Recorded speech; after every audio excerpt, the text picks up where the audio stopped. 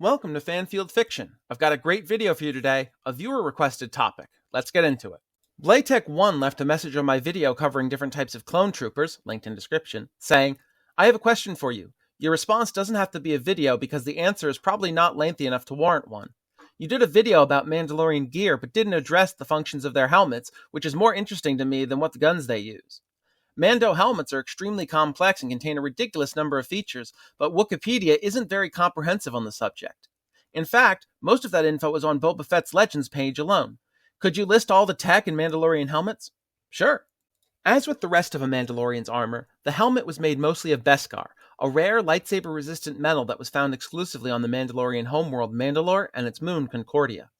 The only non-Beskar part of the helmet was the visor, which was made of a polarized transparent material and was usually in a T shape, though many female Mandalorians had visors that were more of a sloping Y shape. It was called a macrobinocular viewplate. This allowed for vision without creating a large weak point.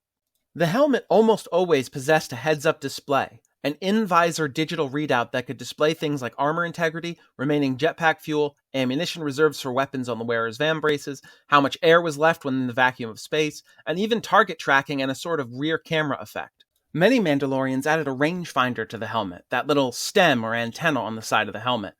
It could fold down in front of the visor for magnification purposes, or even to establish a target lock for the Mandalorian's jetpack rocket.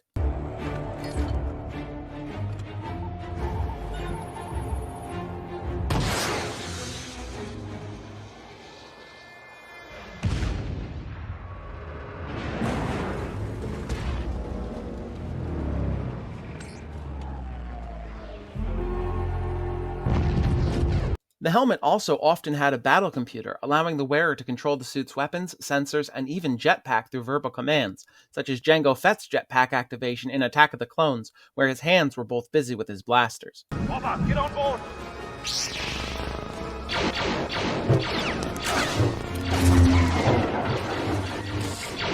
The visor also had several view modes, thermal and infrared for example, and also had a motion sensor to prevent anyone sneaking up on the wearer. There was also a broadband antenna and an internal comm link so the wearer could speak silently with other Mandalorians. The helmet could even sync with the wearer's ship for more precise aiming. There was an environmental filter inside the helmet to purify any tainted air that the Mandalorian had to breathe, and a 2-hour reserve tank of air for breathing in particularly hostile environments or even in the vacuum of space.